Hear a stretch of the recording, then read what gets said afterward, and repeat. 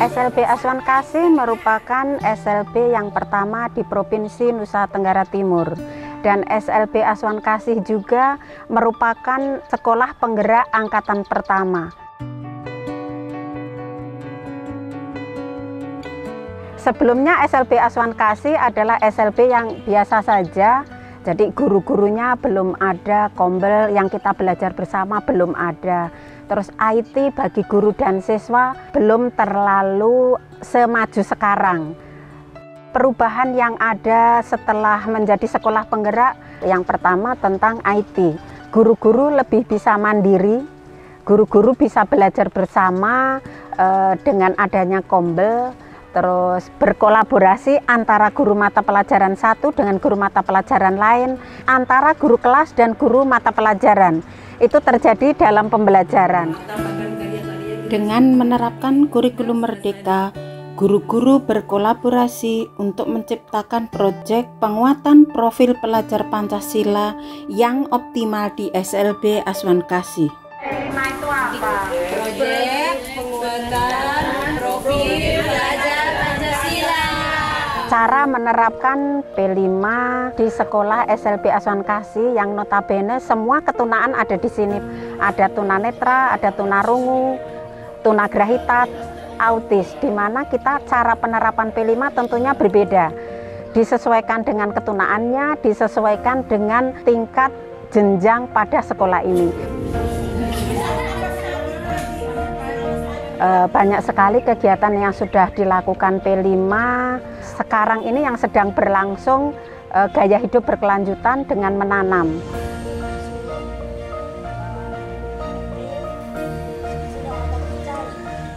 Jadi anak-anak diberikan tanggung jawab.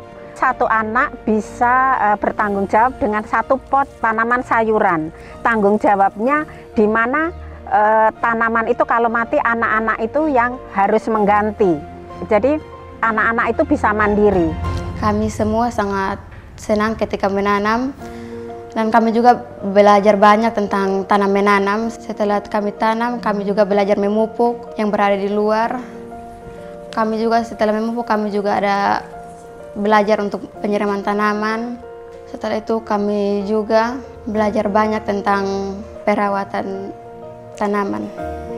Terus ada juga pembuatan dodol dari labu kuning. Hari ini kita akan membuat proyek P5, yaitu kita membuat dodol dari labu kuning.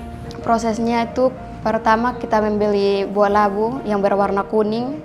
Setelah itu dikupas, terus dikukus selama beberapa menit. Kalau merasa labunya sudah matang, diambil, terus di blender. Setelah di blender, ada santan juga, santan kelapa, terus ada tepung, terus dengan gula pasir. Setelah itu dimasak sehingga adonannya sampai mengental atau benar-benar jadi seperti dodol. Karena di sini labu itu hanya digunakan sebagai sayuran, makanya kita bisa membuat dodol itu untuk menjadi oleh-oleh yang bernuansa lain dari khas SLB-nya kita.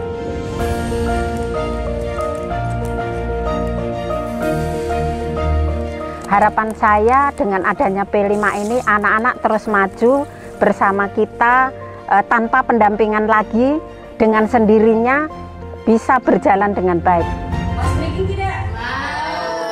Untuk mengajar anak-anak berkebutuhan khusus, kewalahan itu pasti ada. Di setiap guru mempunyai kelebihan dan kekurangan di dalam menghadapi anak-anak berkebutuhan khusus. Setiap kali kita punya masalah, kita harus apa? Berdoa. Kalau guru-guru melakukan refleksi, guru memberikan atau mengulang kembali pelajaran yang sudah diberikan kepada siswa, sampai di mana anak itu memahami diulang kembali. Saya tetap supervisi keliling per kelas, bertanya kepada siswa kembali apa yang sudah diberikan, terus siswa mengungkapkan. Refleksi yang saya lakukan adalah di dalam kurikulum merdeka, saya melakukan asesmen terlebih dahulu. Setelah saya melakukan asesmen, saya bisa melihat kemampuan peserta didik saya. Dari situ saya jadikan bahan refleksi sebelum melakukan pembelajaran. Saya bisa menentukan mungkin temanya satu, tetapi di dalam penerapan pembelajarannya berbeda dengan siswa yang lebih tinggi, berbeda dengan siswa yang sedang dan rendah.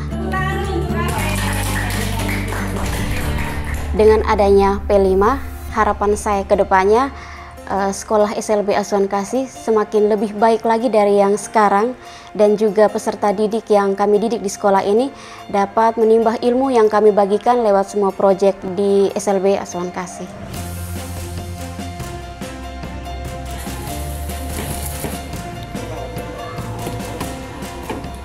Jadi keterlibatan saya dalam pendidikan anak-anak itu dalam bentuk kerajinan, membuat segala macam pot bunga untuk ke depan anak-anak punya bekal setelah selesai sekolah.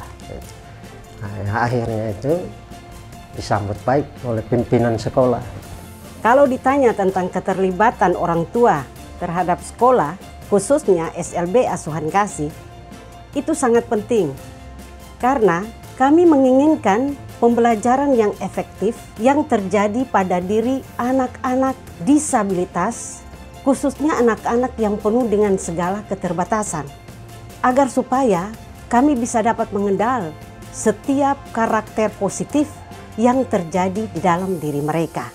Keterlibatan orang tua di dalam proses pembelajaran amat sangat penting, karena peserta didik dengan kami di sekolah itu cuma beberapa jam, selebihnya waktunya lebih banyak itu dengan orang tua di rumah. Saya menjadi guru tamu karena kepedulian kita terhadap anak-anak. Saya rasa kalau dengan adanya kepedulian, berarti apa yang kita miliki bisa kita buat untuk anak. Ketika kita menjadi guru tamu, kita merasa bangga karena kita sudah memberikan hal yang terbaik bagi mereka. Untuk supaya ke depan mereka lebih maju dengan perkembangan-perkembangan yang terjadi di dalam diri mereka. Hal-hal yang paling menyenangkan bersekolah di SLB Asuhan Kasih adalah saya bisa belajar keterampilan, punya banyak teman, terus bisa belajar komputer.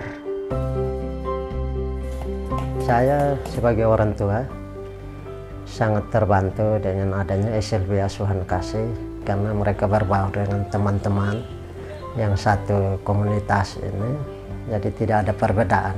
Harapan saya sebagai orang tua pasti menginginkan anak-anak yang berkebutuhan khusus mempunyai masa depan yang baik. Dengan cara mereka diberikan hal-hal yang baik dari setiap talenta yang mereka dapatkan dari Tuhan. Kami percaya bahwa ketika kita menutup mata, Tuhan membuka mukjizat yang terbaik bagi mereka. Saya sangat berterima kasih kepada Bapak Ibu Guru yang sudah mendidik saya sehingga saya mendapatkan begitu banyak ilmu, dan saya juga belajar banyak tentang hal-hal yang tidak saya ketahui. Sekali lagi saya ucapkan terima kasih kepada Bapak Ibu Guru di SLB Asuhan Kasih.